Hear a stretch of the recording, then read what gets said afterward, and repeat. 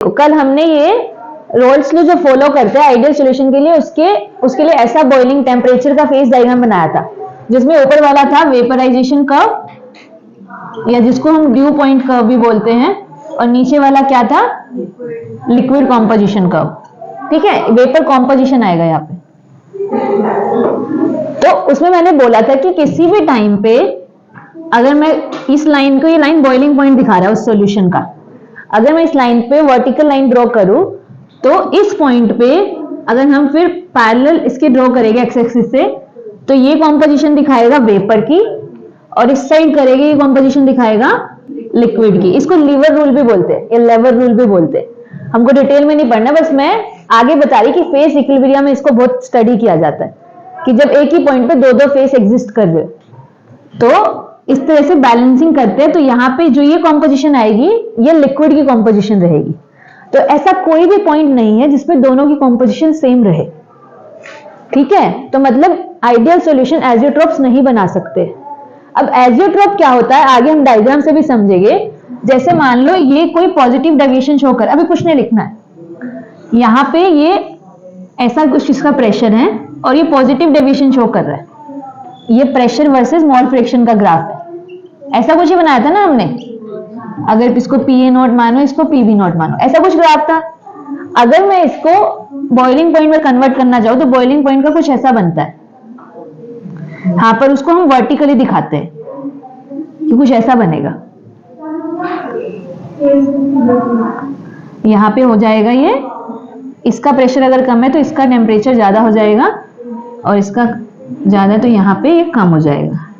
Boiling point का just मैंने इस कर्व की जगह बस यहाँ पे थोड़ा वर्टिकल नेचर दिखाया, वो सब एक्सपेरिमेंट्स के आता है, उसके अंदर जाने की हमको जरूरत नहीं है। तो अब इसमें कैसे किया था, जैसे मैंने वहां पे वो वेपराइजेशन कर्व बनाया ना, वेपराइजेशन और लिक्विड, तो ऐसे बनाते हैं। ये इसका वेपराइजेशन कर्व हो जाएगा ऊपर वाला, और ये इसका लिक्विड कॉम्पोजिशन कर्व, वेपराइजेशन बोल रहे हैं, वेपर कॉम्पोजिशन कर्व हो जाएगा, और ये लिक्विड कॉम्पोजिशन कर्व, ऐसे इस तरह बनाएगी। ये लिक्विड वेपर कॉम्पोजिशन कर्व, और नीचे जो बना रहे हैं वो लिक्विड कॉम्पोजिशन कर्व, ऐसे हमने ड्रॉ कर लिया। अब किसी भी पॉइंट पे अगर मैं देख रही हूं तो ये लाइन मेरे बॉइलिंग पॉइंट को दिखा रही है। अब हर जगह मैं देख रही हूँ कि यहाँ पे एक वेपर में लाइन जा रही है और एक लिक्विड वाले कर्व में जा रही है। किसी भी पॉइंट, बस एक पॉइंट ये ऐसा है जब ना तो कोई वेपर साइड है ना कोई लिक्विड साइड, तो इस पॉइंट पे दोनों की कॉम्पोजिशन क्या है, सेम है। दोनों फेसेस में A और B कंपोनेंट की कॉम्पोजिशन क्या हो जाती है, सेम हो जाती है। और अब तक ये कांस्टेंट बॉइलिंग मिक्सचर नहीं थे, इनको कांस्टेंट बॉइलिंग मिक्सचर बोला जाता है, क्योंकि जैसे ये बॉइलिंग पॉइंट अचीव होगा पूरा की पूरा मिक्सचर इवेपोरेट हो जाएगा। अब तक A और B अलग अलग करके इवेपोरेट हो रहे थे कि अगर B ज्यादा वोलेटाइल है तो वो वेपर फेस में ज्यादा मिलेगा, इस तरह से था ना। पर इस पॉइंट पर दोनों बराबर मिलेंगे, लिक्विड में भी उतना ही बचा रह जाएगा और वेपर में भी उतना ही बचा रह जाएगा। ठीक है, तो ऐसे मिक्सचर को बोलते हैं एजियोट्रोप्स। तो एक होते हैं, अब मैंने पॉजिटिव डेविएशन वाले को क्या बन रहा है, सबसे कम टेम्परेचर पे वो बॉईल हो रहा है, इसलिए इनको बोला जाता है मिनिमम बॉइलिंग एजियोट्रोप। अगर मैं जैसे इसका उल्टा बनाऊं, मतलब इसका नेगेटिव वाला हम केस करें, ये मान लो ये प्रेशर की वो लाइन है, टोटल प्रेशर की, नेगेटिव डेविएशन ऐसे शो किया था हमने कल। तो इसके लिए अब क्या करेंगे, बॉइलिंग पॉइंट अब कहाँ बनेगा, ऊपर की साइड बनेगा। जैसे इसको मैंने नीचे की साइड बनाया तो ये कैसे बनेगा, कुछ ऐसा बनेगा। ठीक है, अब इसमें भी सेम वैसे ही कर्व बनाएंगे, ऐसे कर्व बने। अब जो ये वाला पॉइंट आया है जहां पे वेपर फेस में कॉम्पोजिशन और लिक्विड फेस में कॉम्पोजिशन क्या रहेगा, सेम रहेगा। तो इस पॉइंट, अब ये क्योंकि मैक्सिमम पॉइंट है तो इसको बोलेंगे मैक्सिमम बॉइलिंग एजियोट्रोप। तो जो नेगेटिव वाले हैं वो मैक्सिमम बनाते हैं, और जो पॉजिटिव डेविएशन शो करते हैं वो मिनिमम बनाते हैं, और ये फिक्स कॉन्सेंट्रेशन होती है। जैसे एक एग्जांपल मैं बताऊं, 95% HNO3 प्लस 5% वाटर, तो इस पर्टिकुलर परसेंटेज पे ये एजियोट्रोप बनाता है, जो कि इस तरह, अब यहाँ पे तो चलो बीच में है कहीं, तो इसका मिक्सचर में ये कहीं इस साइड हो जाएगा। पर तुम मतलब समझ लो कि एजियोट्रोप का मतलब क्या है। और वेपर फेस में और लिक्विड फेस में कॉम्पोजिशन सेम होने का मतलब समझ रहे हो। जैसे अगर 1/2 XA की 1/2 है और XB भी 1/2 है, ठीक है, तो ये वाई ए भी कितना रहेगा 1/2 और वाई बी भी कितना रहेगा 1/2। इसका मतलब ये हुआ कि दोनों में मोल फ्रैक्शन सेम है। अब जो भी हमने यहाँ पे समझा हम उसको लिखेंगे, एक एक का पहले एजियोट्रोप का डेफिनेशन लिखेंगे, फिर पॉजिटिव जो शो करते हैं मतलब जो मिनिमम बनाते हैं और जो मैक्सिमम बनाते हैं, और फिर एक जियोट्रॉप्स होते हैं। जियोट्रॉप्स जो कांस्टेंट बॉइलिंग पॉइंट पे बॉयल नहीं होते, मतलब जो आइडियल सॉल्यूशंस बोलते हैं उसको एक्चुअली, तो उनको जियोट्रॉप्स बोला जाता है। लिखो एजियोट्रॉप्स लिखो, इसको कुछ नहीं बनाना, मैं फिर से डायग्राम बनवाऊंगी। लिखो those mixtures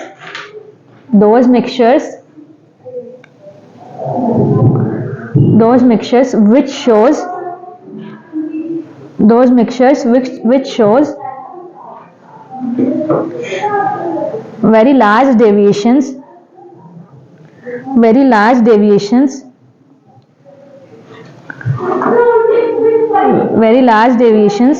from ideality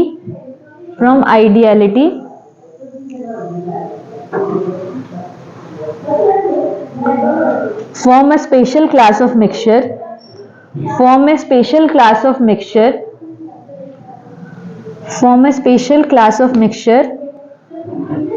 known as azeotropes, या फिर इसको तुम सुनोगे एजियोट्रोप्स या फिर एजियोट्रोपिक मिक्सचर, या फिर इसको बोलोगे constant boiling mixture.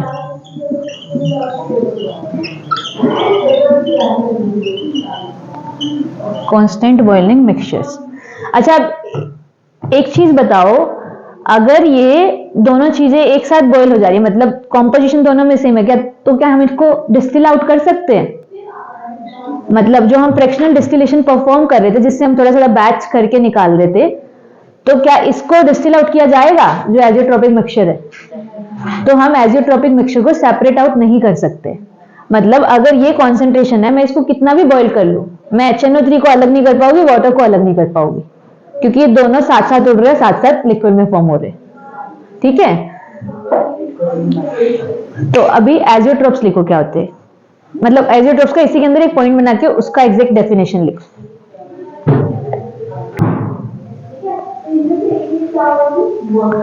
Liquid mixtures which distill over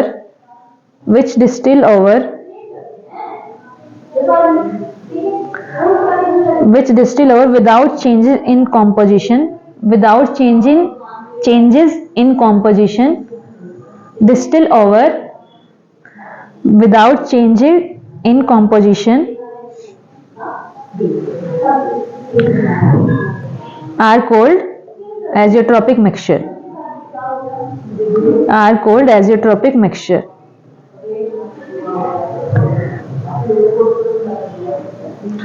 और एक और डेफिनेशन लिख लो इसकी, ये मतलब किसी भी लाइन के फॉर्म में भी तुमसे पूछ लेता है। A binary mixture of liquids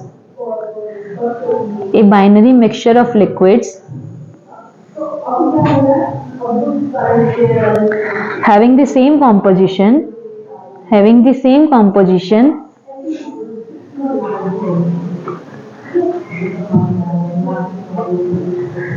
composition in liquid and vapor phase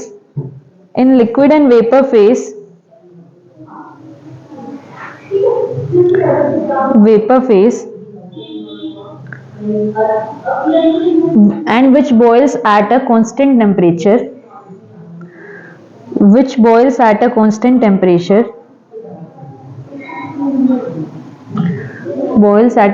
temperature is called azeotrops.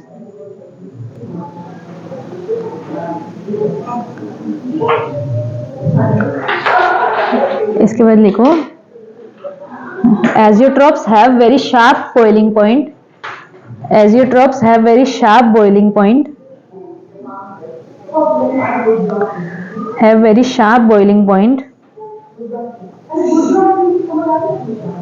like a pure liquid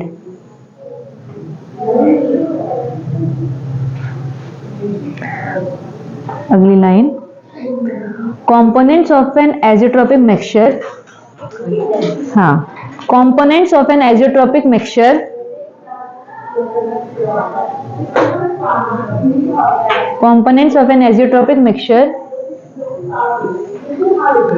cannot be separated out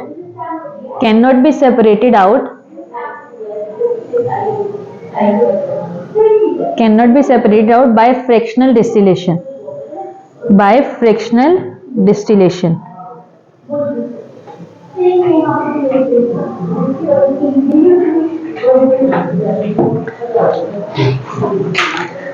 आगे लिखो, azeotropes are of two types.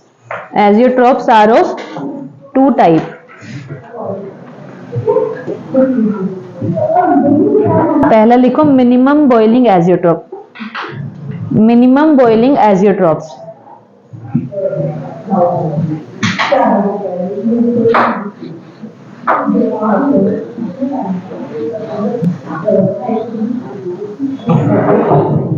पहले बस मिनिमम के बारे में लिखिए.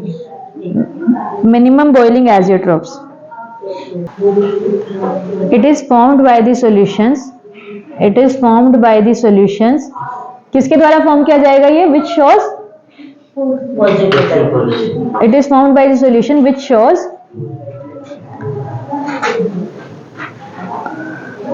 Shows positive deviation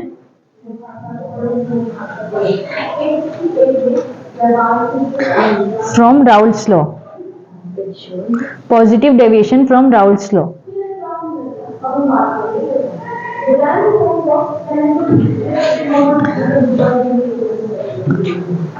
And which boil at temperature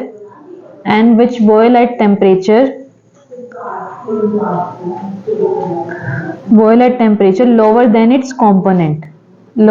its components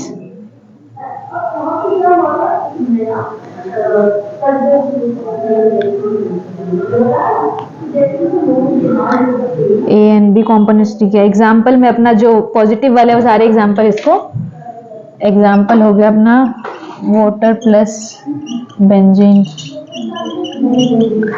या फिर क्लोरोफॉर्म एंड मिथेनॉल या फिर इथेनॉल प्लस वाटर.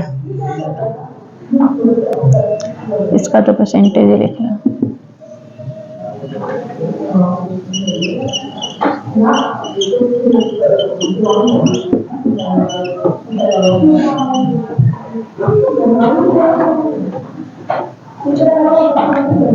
इस एग्जाम्पल को हम एक्सप्लेन करेंगे.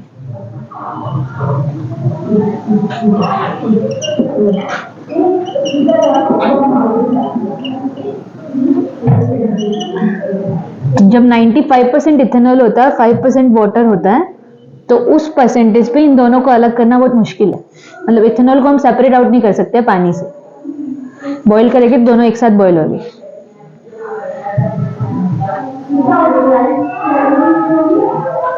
ये एग्जाम्पल लिख लिया.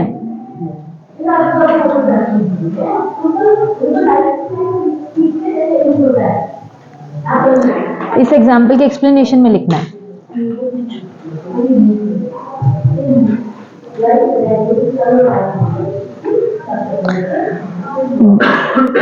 They have same composition in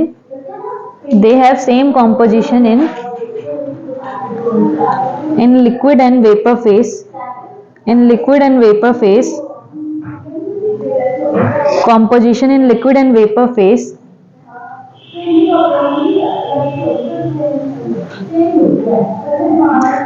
And that is why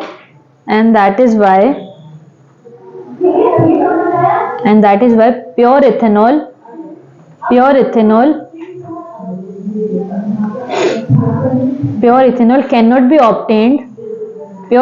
cannot be obtained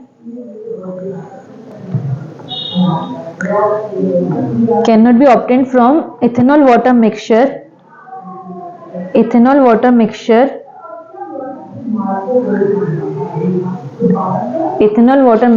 which are obtained by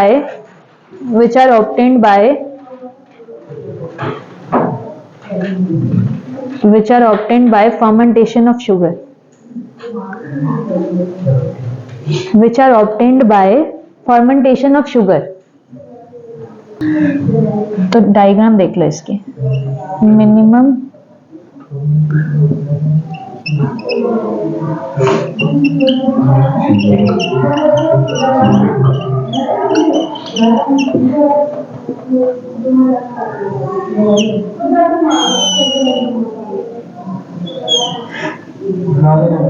हाँ ये बना लो, वही बनवा रही हूँ जो बनवाया, प्रेशर का बनाया था, एक टेम्परेचर का बनाया था ना।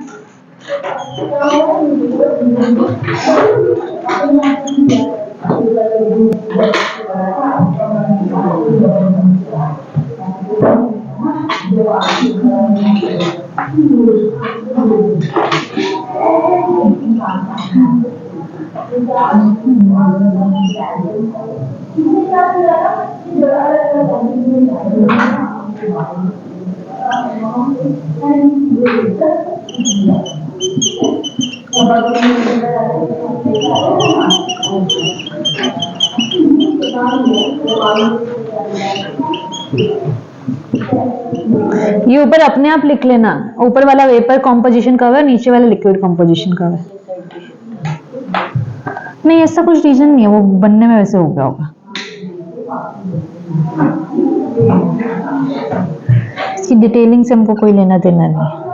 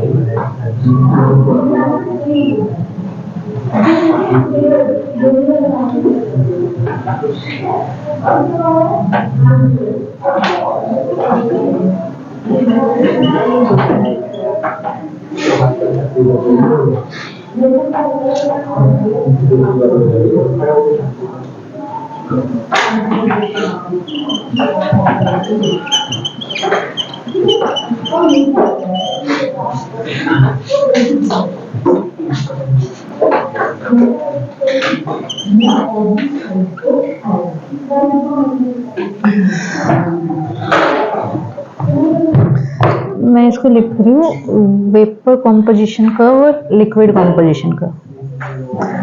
तो अगर टेम्परेचर की बात करते हैं तो ये क्या होता है, वेपर कॉम्पोजिशन कर्व और ये लिक्विड कॉम्पोजिशन कर्व। तो यहाँ पे क्या फेस रहेगा, वेपर, यहाँ पे लिक्विड, यहाँ पे लिक्विड,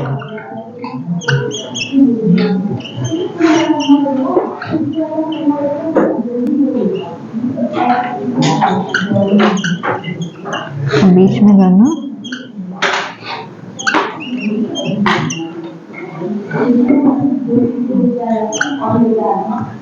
ये चीज तो क्लियर है ना, ये कैसे लिखा है, लिक्विड वेपर, ये एकदम तुमको क्लैरिटी रहनी चाहिए। कर्व जरूर देखना, टेम्परेचर वर्सेस मोल फ्रैक्शन है या फिर प्रेशर वर्सेस, क्योंकि जस्ट मैक्सिमम का जस्ट इसके उल्टे कर्व है।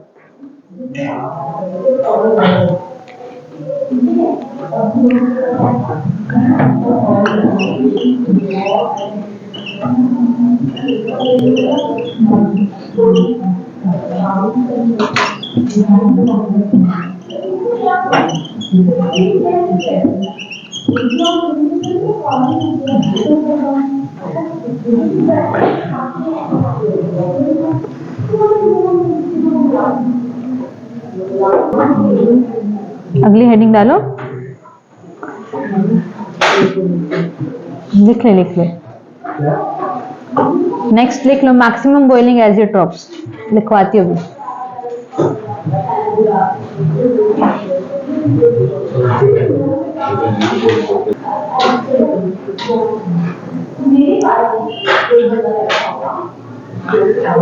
देखो non ideal solutions, non ideal solutions maximum boiling azeotropes में, non ideal solutions showing negative deviation, showing large negative deviation लिख लेना, showing large negative deviations Deviation from Raoult's law. From Raoult's law,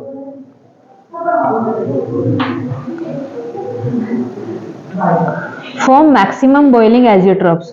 Form maximum boiling azeotrophs.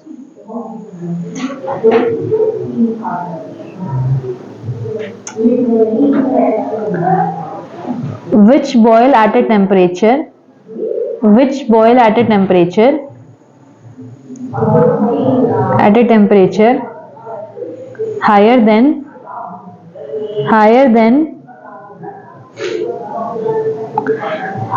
the boiling point of its component. Higher than the boiling point of its component.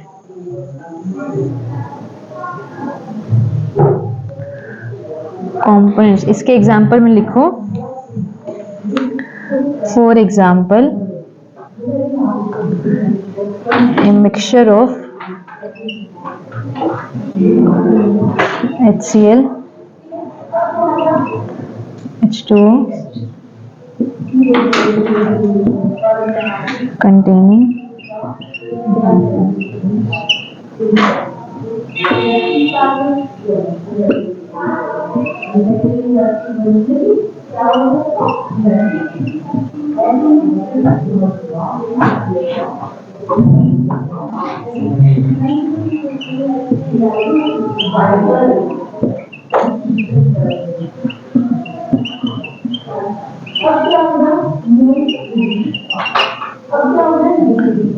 इसको रहने दे, data जरूरी नहीं.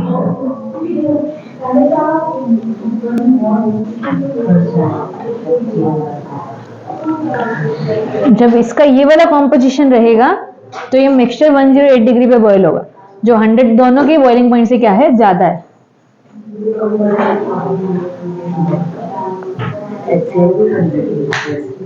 नहीं,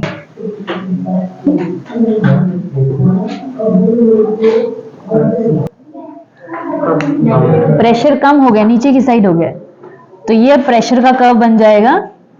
ये PA0 PB0 है, और ऊपर अब कौन सा कर्व रहेगा, अगर ये प्रेशर का ग्राफ है तो लिक्विड कॉम्पोजिशन कर्व, और यहाँ पे वेपर कॉम्पोजिशन कर्व.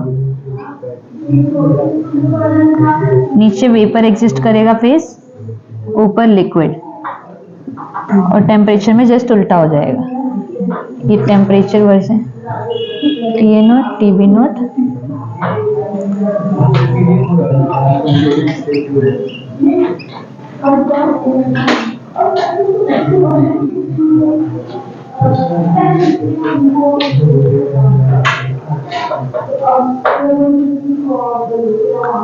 समझ गए ना, जस्ट उसका उल्टा है. तो अब ये कैसे एजियोट्रोप बन गए, मैक्सिमम बॉइलिंग बन गए, उनका बॉइलिंग पॉइंट हाई है.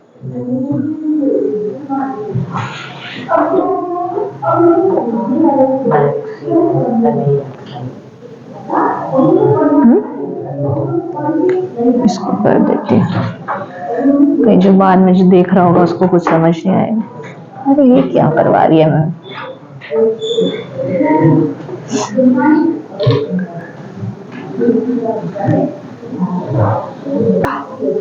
देख लिया.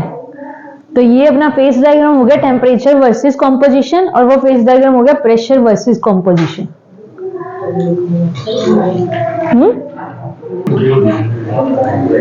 आगे लिखो जियोट्रॉप्स. जियोट्रॉप्स क्या होते हैं, ए हटा दो बस, जेड, जियोट्रॉप्स, जेड जेड जेड. ए जियो एजियो है, वो सिंपल रहता है, वो बिना ए है.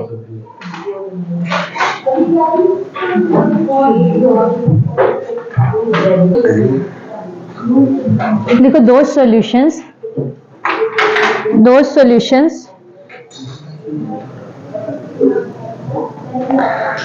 which do not boil at same temperature, do not boil at same temperature,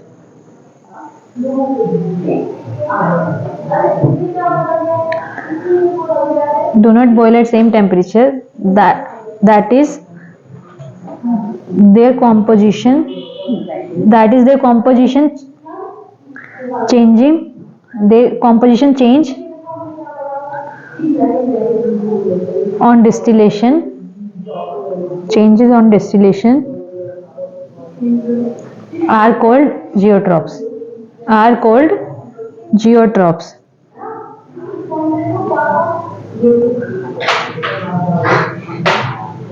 The components of the geotrophs, the components of the geotrophs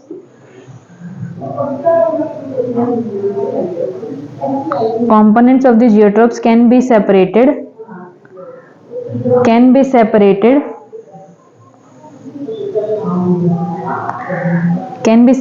out by fractional distillation.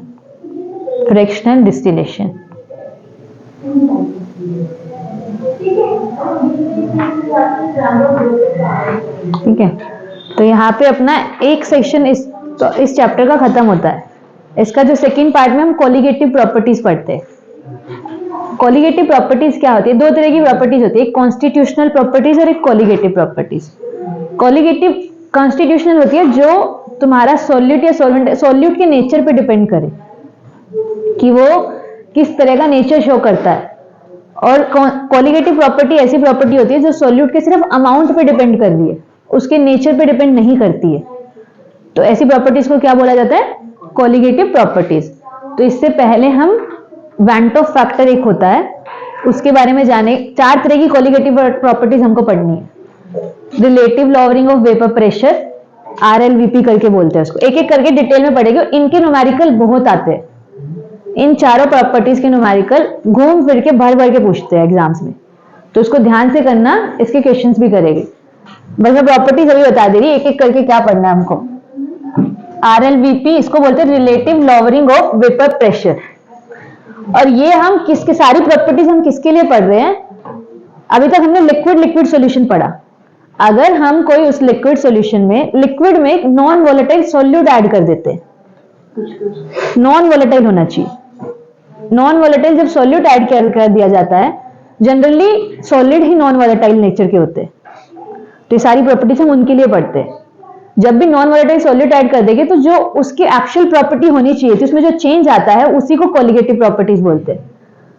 तो पहला relative lowering of vapour pressure, फिर पढ़ेंगे elevation in boiling point, ये लिखना नहीं है, elevation in boiling point,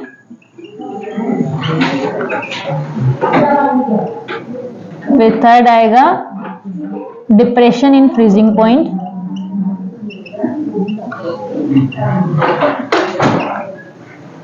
और जो हम ऑस्मोटिक प्रेशर सुना होगा कभी, ऑस्मोसिस, ऑस्मोटिक प्रेशर, तो ऑस्मोटिक प्रेशर एक कोलिगेटिव प्रॉपर्टी होती है।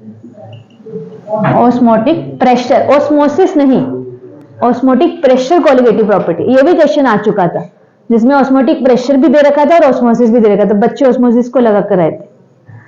तो ये चार तरह की प्रॉपर्टीज एक एक करके पढ़ेंगे। उससे पहले हमको दो टर्म जाननी है, ये तो लिखेंगे हम कोलिगेटिव। एक वैन ऑफ फैक्टर क्या होता है, और एक डिसोसिएशन कांस्टेंट, तो शायद तुम लोग जानते होगे। डिसोसिएशन कांस्टेंट सुना है कभी? अल्फा, अल्फा से किया जाता है, पर डिसोसिएशन कांस्टेंट जनरली वो है कि मेरा कोई भी मैंने जो सॉल्यूट लिया वो कितना डिसोशिएट हुआ है, उसके परसेंटेज को बताता है। अगर एक सॉल्यूट 50% डिसोशिएट हुआ है तो उसका अल्फा कितना हो जाता है? 0.5। इस तरह से डिसोसिएशन कांस्टेंट, हम इसको डिटेल में इक्विलिब्रियम में पढ़ा जाता है सारा, पर जितना यहाँ पे हमको जरूरत है वो यहाँ पे पढ़ ले रहे हैं, बाकी डिटेल में तुम वहां इक्विलिब्रियम चैप्टर में पूरा पढ़ोगे। अल्फा क्या है, आई क्या होता है, जो कि वैन ऑफ फैक्टर जो मैं टर्म यूज कर रही हूँ उसको आई से डिनोट किया जाता है। डिग्री ऑफ डिसोसिएशन या डिसोसिएशन कांस्टेंट को अल्फा से डिनोट किया जाता है। तो अभी एक एक करके इसको सीखते हैं। तो पहले लिखो, इसको अलग ही टॉपिक डाल देना, मतलब हाईलाइट करके अलग टॉपिक में डाल देना।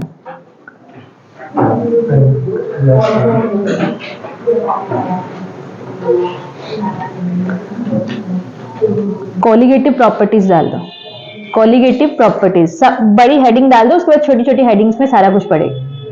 कोलिगेटिव प्रॉपर्टीज, अच्छा स्पेलिंग पूछा, मुझे लगा हेडिंग पूछ रहे। Colligative properties,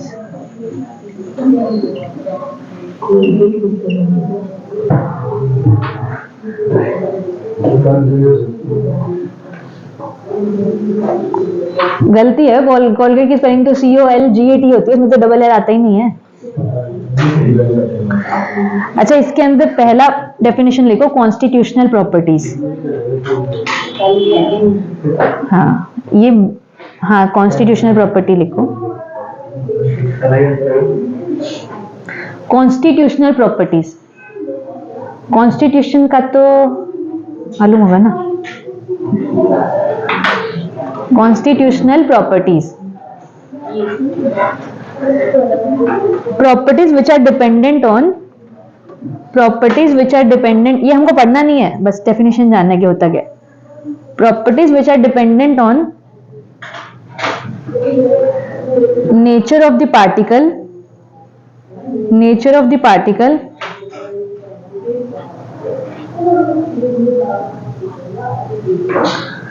are called constitutional properties, are called constitutional properties.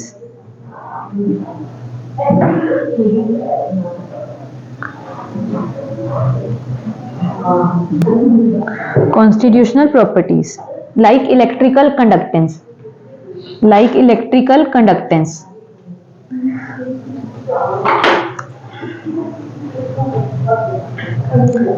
like electrical conductance। अगर हम मटेरियल का नेचर चेंज करते हैं तो कंडक्टेंस की वैल्यू चेंज हो जाती है। तो अगला लिखो कोलिगेटिव प्रॉपर्टीज। इसका बस इतना ही जानना था। क्या रह गया अंतरा, हो गया। Colligative properties,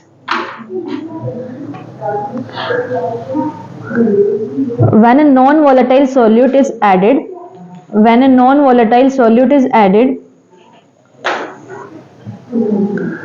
when a non-volatile solute is added,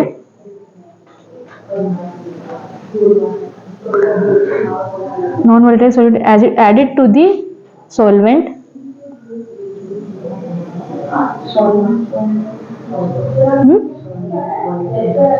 हाँ solvent volatile हो सकता है। Then the properties of the solution, then the properties of the solution,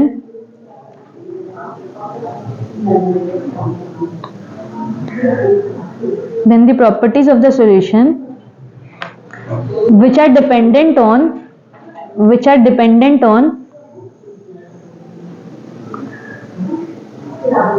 which are dependent only on, which are dependent only on total number of particles, only on total number of particles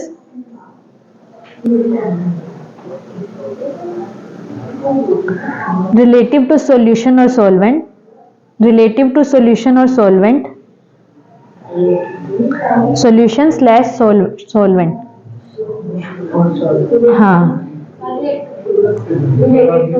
relative to solvent slash solution। अच्छा less सुनाई दे रहा था क्या, slash, और total concentration, total concentration और total concentration of particles, of particles in the solution, in the solution and are not dependent on, and are not dependent on, not dependent on nature of the particle, not dependent on nature of the particle like shape, size, neutral or charge, etc.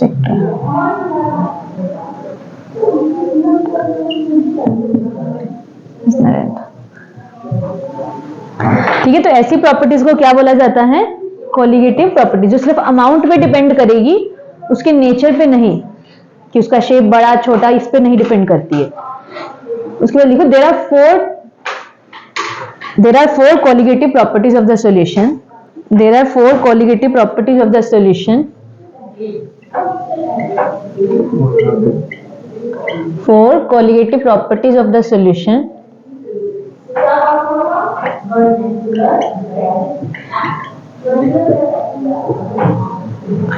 Colligative properties of the solution. सबसे पहली कौन सी है? Relative lowering of vapour pressure. ये चारों लिख लो.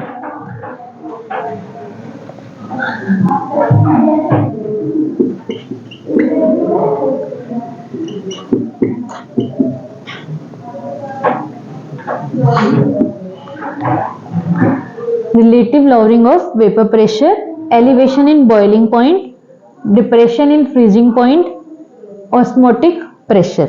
ये चारों properties होती है.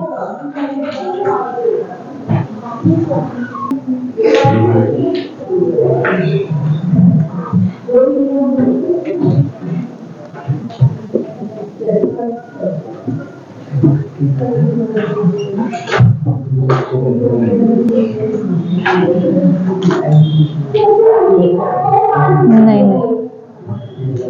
इसको भी रहने दो. पहली प्रॉपर्टी पढ़ते हैं RLVP. समझते हैं कि क्या है. जब वो प्योर लिक्विड था तो जो उसके सरफेस पे मॉलिक्यूल आए उसने कुछ मॉलिक्यूल्स ऊपर गए सरफेस के जो वेपर प्रेशर एक्सर्ट कर रहे होंगे, जिसको हमने वेपर प्रेशर डिफाइन भी किया था. तो ये किसका प्रेशर हो जाएगा? P नोट क्या डिफाइन कर रहा है यहाँ पे? Vapour pressure of pure solvent. पर जब मैंने इसमें नॉन वॉलेटाइल एक सॉल्यूट ऐड किया जो कि वेपर में कन्वर्ट नहीं हो सकता है, तो कुछ पार्टिकल अब सरफेस पे उस नॉन वॉलेटाइल सॉल्यूट के भी आएंगे. मतलब कुछ इन पार्टिकल्स को कवर कर देंगे ना वो, तो अब ओवरऑल वेपर लगाने के लिए पार्टिकल्स कम हो जाएंगे. तो प्रेशर क्या हो गया? अब कम एक्सर्ट करेगा. तो यही वो प्रॉपर्टी होती है कि जब बोलते हैं कि जब कोई नॉन वॉलेटाइल सॉल्यूट में सॉल्वेंट में ऐड कर रही हो और एक सॉल्यूशन बना रही हो, तो जो प्रेशर एक्सर्ट होगा वो कम हो जाता है. तो वो relative lowering of vapour pressure क्या है? एक्चुअली में होता है कम कितना हुआ होगा? PS, इसको मैं नीचे लिखती हूँ, PS minus P not divided इतना कम हुआ होगा. सॉरी P नॉट ज्यादा है ना, PS कम है, तो P नॉट माइनस PS इतना कम हुआ होगा ना. ये चीज समझ आ रही है तुमको कि जब वो प्योर लिक्विड था उसका वेपर प्रेशर कितना था? P not. पर जब हमने उसमें नॉन वॉलेटाइल सॉल्यूट ऐड किया तो उसने कुछ सरफेस को कवर कर लिया. तो अब जितने मॉलिक्यूल्स ऊपर जाने चाहिए थे, वेपर में कन्वर्ट होने चाहिए थे, उतने नहीं हो रहे, उससे कम हो रहे हैं. तो वेपर प्रेशर क्या हो जाएगा? अब कम हो जाएगा. तो जो डिफरेंस है वो क्या हो जाएगा? P not minus PS. इतने डिफरेंस से कम होगा. ये चीज समझ आई? अब किसी भी चीज को जब रिलेटिव बोला जाता है तो उसको ओरिजिनल के साथ क्या कर देते हैं? डिवाइड कर देते हैं. ये तो जानते हो ना, ये तो तुमने शायद हाइजेनबर्ग अनसर्टेनिटी प्रिंसिपल इन सब में भी किया होगा. नहीं किया तो चलो बेसिक मैथ है कि रिलेटिव वाला जब करना हो तो इसको मैं किससे कर दूंगी? P नॉट से. तो यही वो डेल्टा P बाय P है कि जितना प्रेशर चेंज आया और जितना स्टार्टिंग में था, तो उसको क्या बोलते हैं? RLVP. समझ रही है? लिख लो भाई.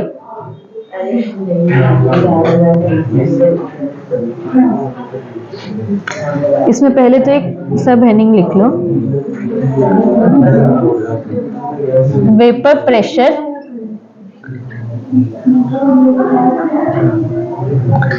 Of a solution of non volatile. हाँ, अरे मतलब उसी हेडिंग के नीचे ही लिखना है.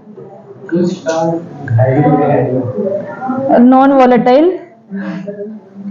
डरा देते हो एकदम. In volatile solvent.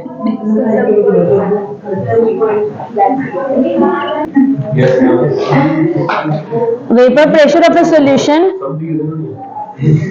Of a non volatile solute of a solution of a non volatile solute, bracket में लिख लो solid solute. solid solute is always found to be is always found to be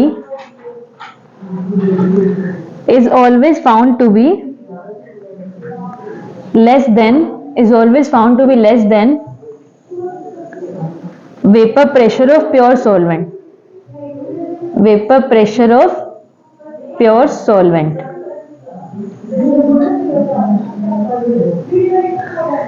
इसके explanation में लिखो ऐसा क्यों होता है।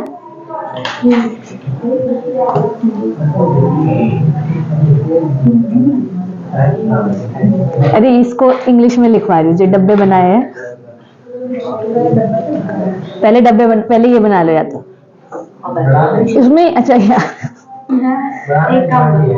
लिख लो, पहले लिख लो यार, तुम्हारे तो बहुत ही रोने हैं, इतना स्पेस रह गया, ये रह गया, ये हो गया, वो हो गया। हाँ तो एक्सप्लेनेशन में यही चीज है, डायग्राम्स भी है, उसका ही एक्सप्लेनेशन है। बना लो पहले, एक्सप्लेनेशन में ही बनाना है, पर इसको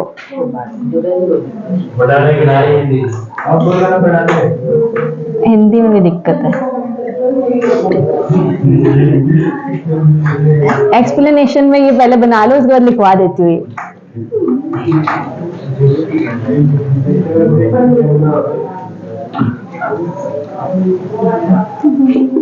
लिख लिया तो कोई बात नहीं, गलत नहीं है वो, पर मैं वो अलग से लिखवाऊंगी।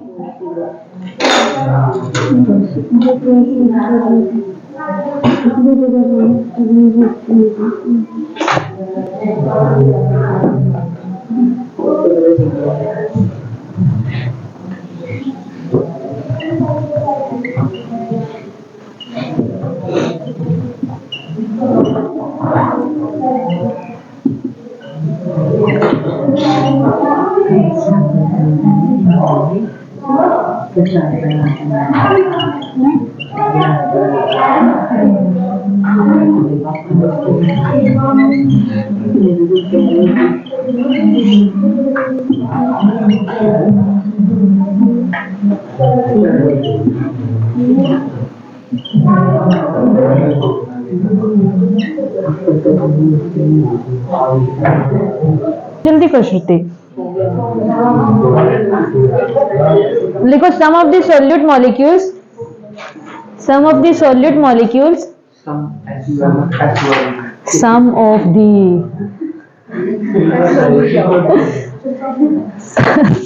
द सॉल्यूट मॉलिक्यूल्स, कुछ सॉल्यूट मॉलिक्यूल्स विल ऑक्यूपाई, तेरे को तो तब भी समझ नहीं आना है, will occupy some surface area, some of the solute molecules will occupy some surface area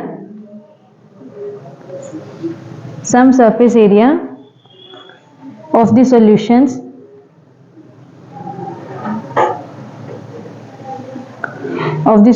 so the tendency of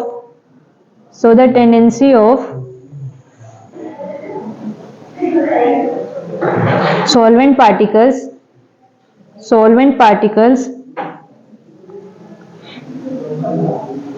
to go into the vapor phase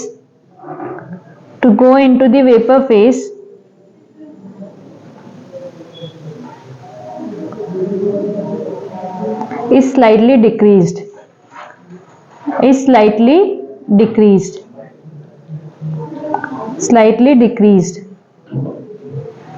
hence P naught is greater than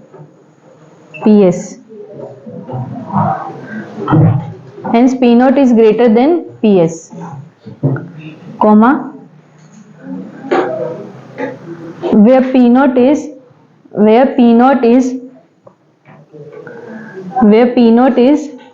vapor pressure of pure solvent,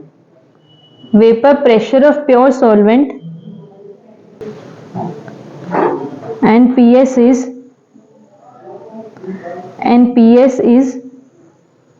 vapor pressure of solution.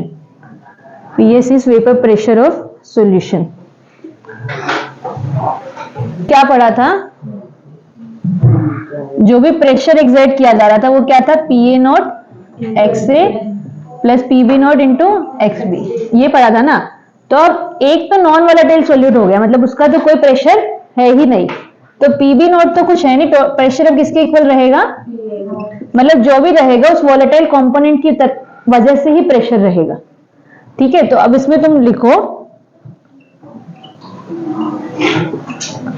Raoult's law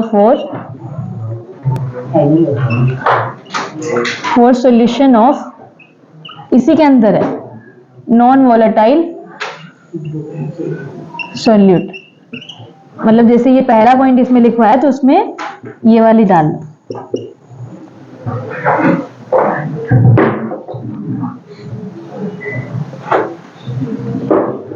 pressure of solution किस पे dependent कर रहा है,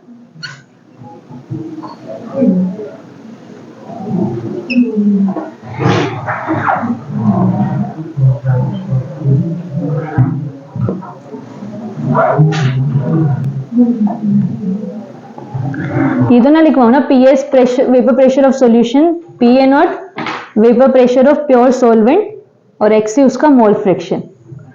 इसका graph कैसे बन जाएगा,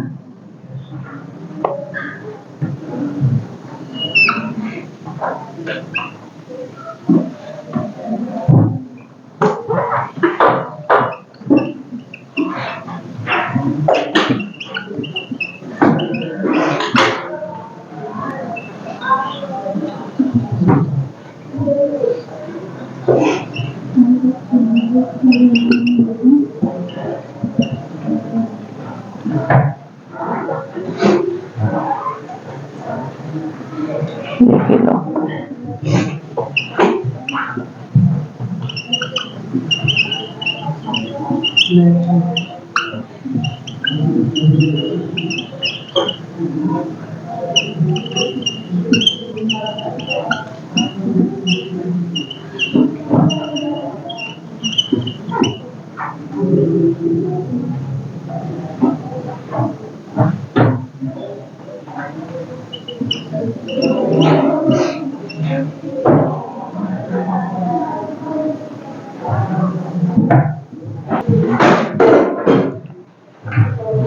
इतना लिख लिया, ये वाली चीज नहीं लिखी है,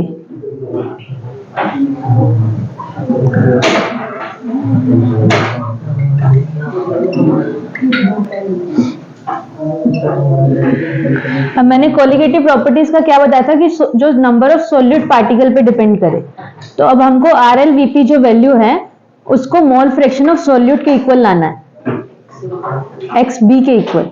एक्स से तो हमने सॉल्वेंट मान रखा है यहाँ पे, क्योंकि सॉल्यूट डिपेंडेंट प्रॉपर्टीज है, तो इसको मैंने लिखा 1 माइनस एक्स,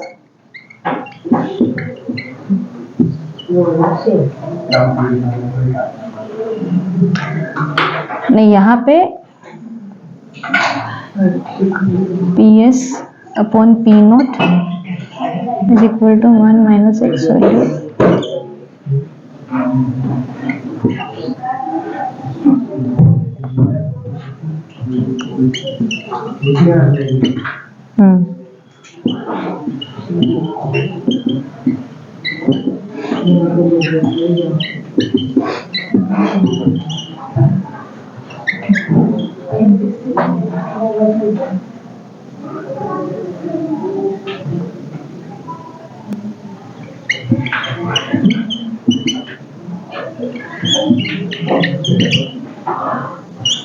ऐसे प्रूफ होता है कि relative lowering of vapour pressure किसके इक्वल आ रहा है, मोल फ्रैक्शन ऑफ सॉल्यूट के इक्वल। ये हमने यहाँ पे देखा, इसके बाद एक्स सॉल्वेंट कितना हो जाएगा, 1 minus mole fraction of solute, P note नीचे चला गया, अब एक्स सॉल्यूट में इस साइड ले आई और ये उस साइड माइनस में चला गया, एलसीएम लेकर हमारे पास क्या आ गया, डेल्टा पी बाय पी, जो हमारा क्या है एक्चुअली में relative lowering of vapour pressure है। तो एक तो तुमको ये वाला फॉर्मूला ध्यान रखना है जिसमें P note minus P S upon P note है, और एक फॉर्मूला और डिराइव करे, दोनों में से किसी से भी क्वेश्चन आता है। हाँ ये लिख लो पहले, इसको हम एक्चुअली इसके इक्वल भी लिख सकते हैं।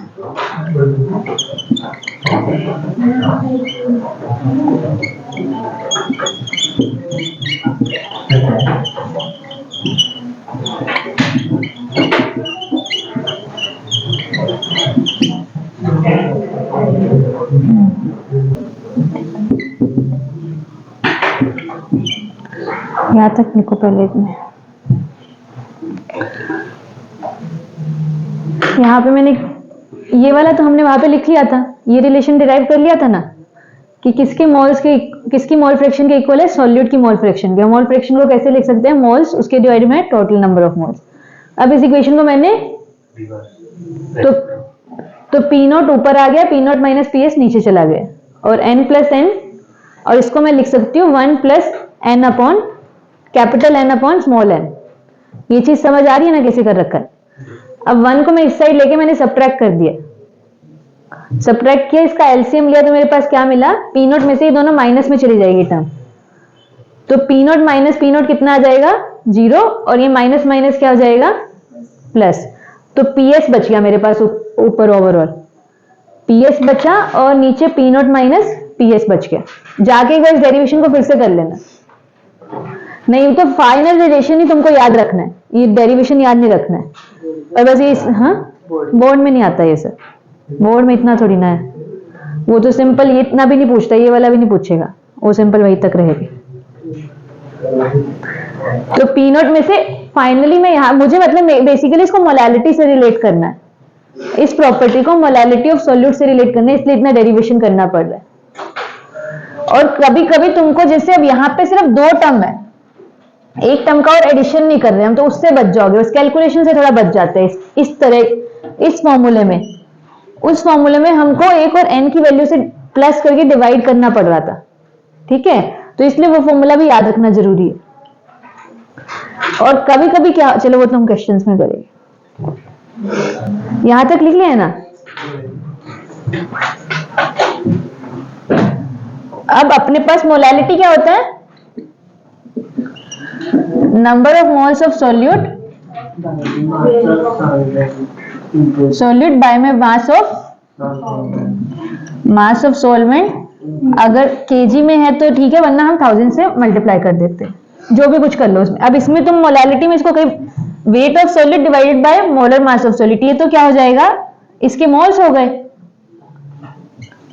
मोल्स ऑफ सॉल्यूट ही है ना, multiply by weight of solvent, जो कि हमारा एक्चुअली में क्या है, मास ऑफ सॉल्वेंट ही तो है, तो ये आ गया मास ऑफ सॉल्वेंट। ये ध्यान रखना कि ये केजी में होना चाहिए, अगर ये केजी में नहीं है तो फिर कैलकुलेशन में तुम गलत करके आओगे, आंसर गलत निकाल के आओ। और multiply by molecular weight of solvent, लिख लो ये मॉलिक्यूलर वेट, मोलर मास, तो इसको मैं मोलैलिटी लिख सकती हूँ।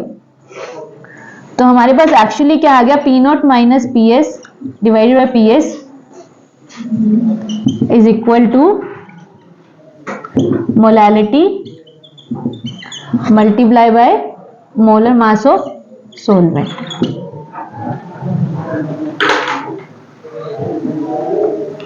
ठीक है ना, वो फैक्टर वाला फिर तुम अपने हिसाब से कैलकुलेशन वाला करना, इसको बस केजी में होना चाहिए मास तुम्हारा।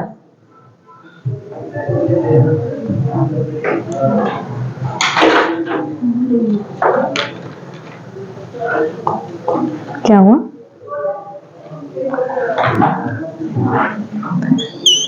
तो ये 3 फॉर्मूले तुमको ध्यान रखने हैं, एक जो हमने किया, एक ये वाला, एक ये वाला और एक ये वाला, 3 फॉर्मूले।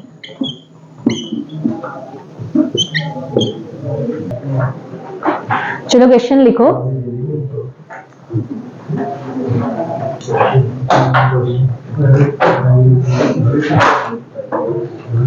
Calculate weight of urea, calculate weight of urea,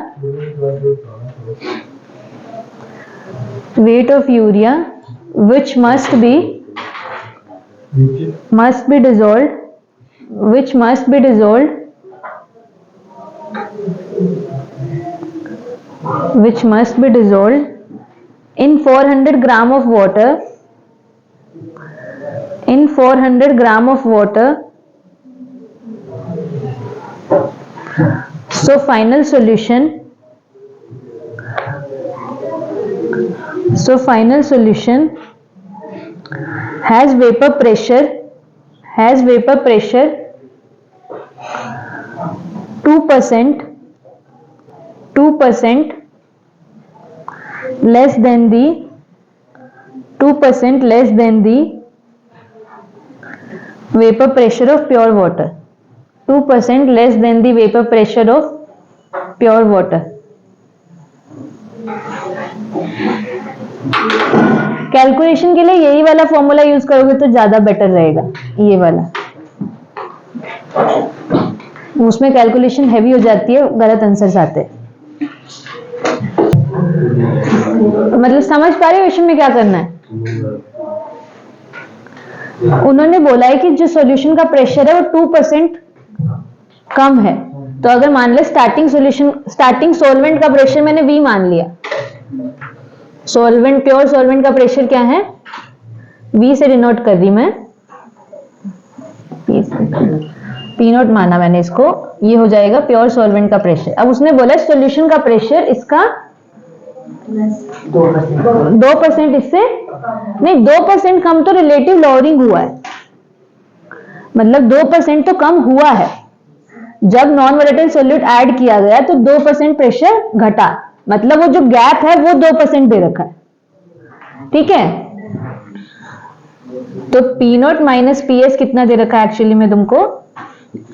0.02 P note. अगर एक्चुअल प्रेशर P था तो इसका 2% कितना हो जाएगा? 0.02, तो उतना कम हुआ है प्रेशर, तो ये गैप तुमको इतना दे रखा है। अब उसने बोला तो अब सॉल्यूशन का प्रेशर कितना हो जाएगा? इसमें से माइनस कर दो तो P नोट PS कितना आ जाएगा? PS कितना आ जाएगा? अगर मैं इसी से करूं, PS उधर लेके जाऊं,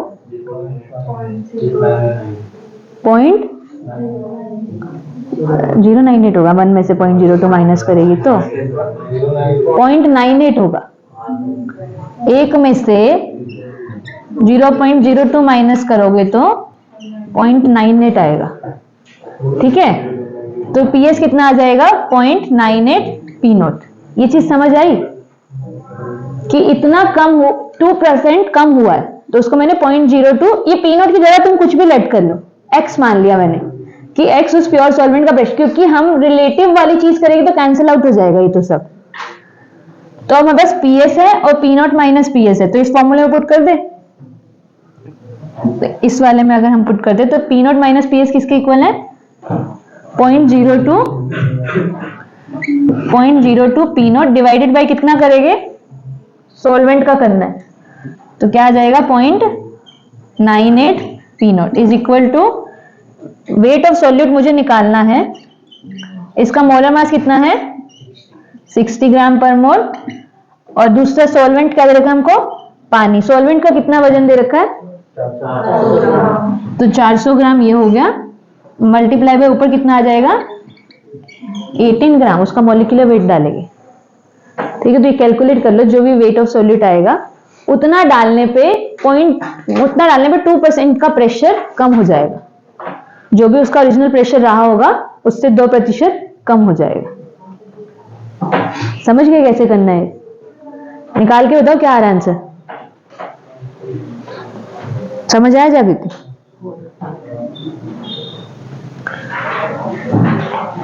और कभी कभी तुमको रिलेटिव लॉरिंग ही दे देंगे, तो उसकी जगह बस यहां पे वो पुट कर देना, लेकिन तब वो वाला फॉर्मूला यूज करना है।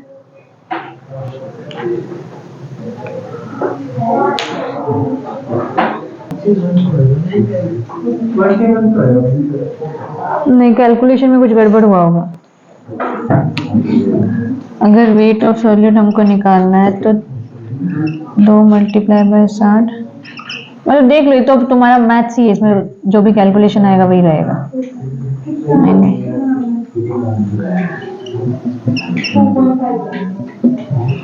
गलत किया, जाके मल्टीप्लाई करके देखना। 27 पॉइंट समथिंग आ गया।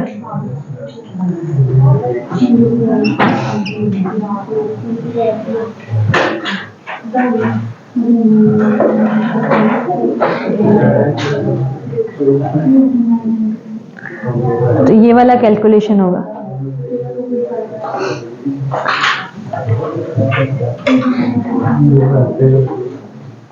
अगला क्वेश्चन लिखो।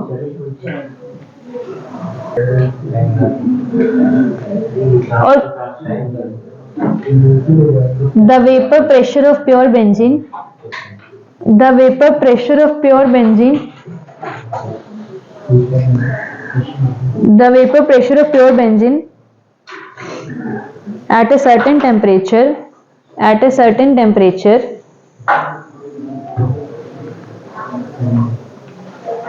is 0.85 bar, is 0.85 bar, certain temperature is 0.85 bar। आगे लिखो ए नॉन वॉलेटाइल, इसके बाद लिखना है non volatile, A non volatile, A non volatile, A non volatile solid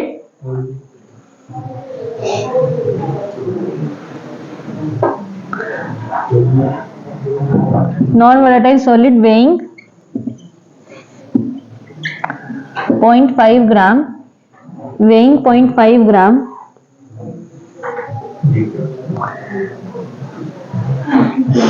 weighing 0.5 gram when added to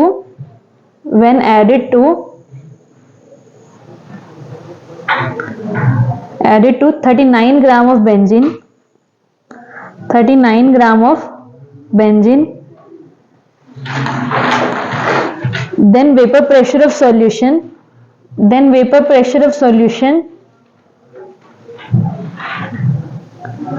becomes 0.845 bar, 0.845 bar। What is the molar mass of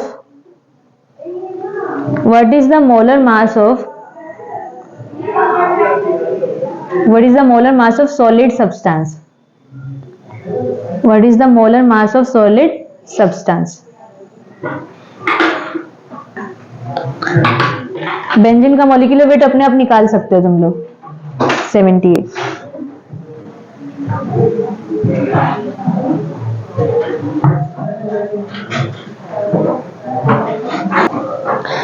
और अगर हम वो इक्वेशन सॉल्व करते हैं जो मतलब इससे करोगे, या फिर ये जो P naught minus P S divided by P not था, जिसमें एन, ये वाली इक्वेशन थी सबसे पहले जो हमने देखी थी। अगर एन की वैल्यू कैपिटल एन से काफी कम है, और ये कब होगा? For very dilute solution. Dilute solution में क्या होगा? मोल्स ऑफ सॉल्यूट काफी कम हो जाएंगे मोल्स ऑफ सॉल्वेंट से, तो n क्या आ गया? Very very less than n। तो इस n को हम यहाँ पे इग्नोर कर सकते हैं। ये सिंपल सा मतलब है, अगर मैं किसी चीज को डिवाइड कर रही हूँ, पॉइंट में कुछ कुछ ऐड कर दी इसके साथ, तो इसका कुछ मतलब नहीं रह जाता है, आंसर आसपास ही आएगा। तो इसका फॉर्मूला, इस तरह का फॉर्मूला भी हम तब यूज कर सकते हैं जब मोल फ्रैक्शन इसके मोल्स काफी कम हो सॉल्वेंट के मोल से। तो तुम एग्जाम में देखना है तुमको, ताकि जल्दी से जल्दी आंसर निकल पाए। तो P naught minus P S divided by P naught is equal to N divided by N. तो ये लेकिन डाइल्यूट सॉल्यूशन के लिए फॉर्मूला चलेगा।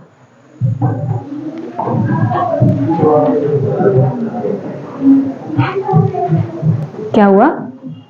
ये नहीं करवाया था मैंने, नीचे वो पीएस वाला था, वो बिल्कुल एक्यूरेट आंसर देगा। ये डाइल्यूट सॉल्यूशन के लिए किया जा सकता है, इसमें हल्का अप्रोक्सीमेट आंसर आता है, क्योंकि ये तो मेन फॉर्मूला है, तो तुमको हमेशा क्लिक करेगा। हाँ 170। क्या इसका सॉल्यूशन करवाओगे, घर से ट्राई करोगे? मतलब जिन्होंने नहीं किया है।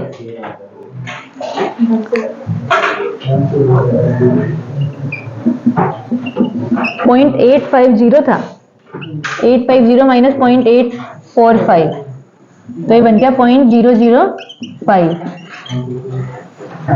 और अगर पीएस वाला भी कर रहे हैं तो 0.845 बार, तो 0.005 divided by 0.845 is equal to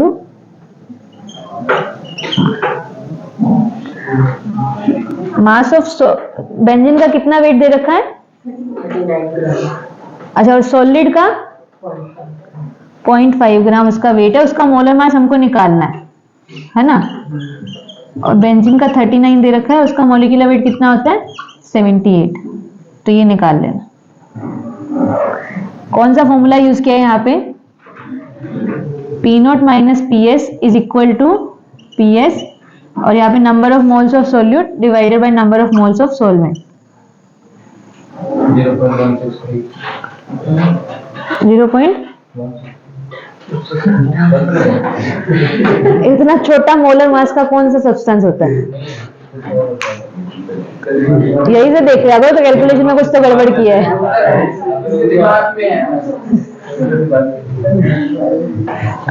ठीक है, आज के लिए इतना ही रखते हैं, बाकी नेक्स्ट क्लास में पढ़ेंगे।